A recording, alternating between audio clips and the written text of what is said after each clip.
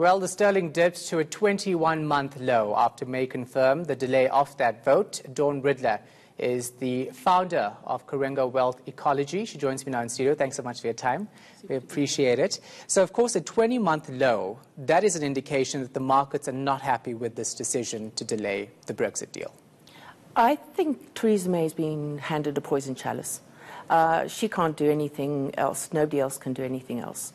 I think there's a certain amount of buyer's remorse that's going on in the UK at this point in time. I think if everybody were to go back 21 months and redo the referendum again, they'd probably vote completely differently.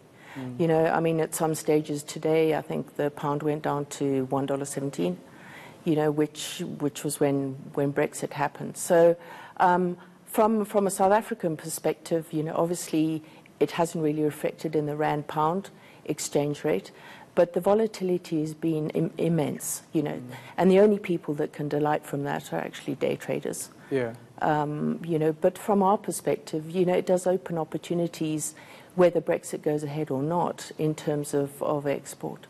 What are the long-term implications of this on South Africa and other global economies, as well as emerging markets, which we know are all affected by what happens in other areas of the world? I think we're more affected positively, quite frankly, when it comes to Britain than anybody else. What happens within Britain, I think it's going to be a very torturous year ahead for them. But from our perspective, we're going to open up particularly our agricultural markets, I should think, and probably some of our manufacturing markets, if we're not hampered by some of the petty rules that are in place that hamper them now with the European Union. So I think it's positive from an emerging market point of view. I don't think anybody in the emerging market is crying too much about it. But, you know, at the end of the day, the dollar still rules the day. Yeah. So bad for them is good for us, ultimately, is what you're saying. Let's talk about the state of the UK economy, because it is going to be bad for them. What happens if this deal is not approved and the UK has to leave the EU without an agreement? Well, I think if it isn't approved, you're probably not going to see May in power. I think you'll probably find a coalition, maybe, heaven forbid, with somebody like Corbyn in place. But nobody's going to get it right. And, you know, it's just handing over the poison chalice to Corbyn. And he's, you know, I think you're going to see chaos in the British economy and in the British politics.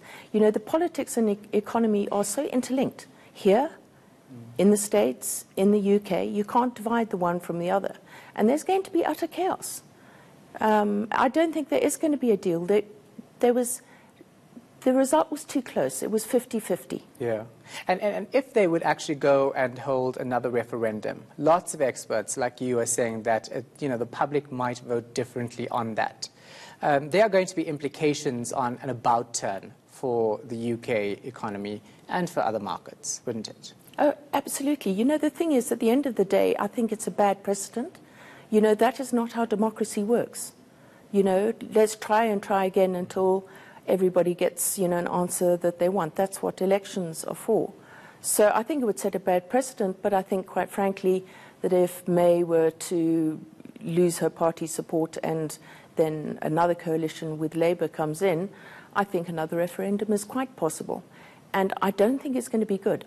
You know, what can you do at this point in time? There's been billions spent trying to get this deal put together, you know, and now we're going to do an about turn, and then you're just going to have the Remainers clapping their hands with glee and the Leavers causing the same trouble that the Remainers are now. It's such an interesting one to watch. Thank you so much for your time and your insight. Pleasure. We do appreciate it. That was Dawn Ridler, founder of Kerenga Wealth Ecology.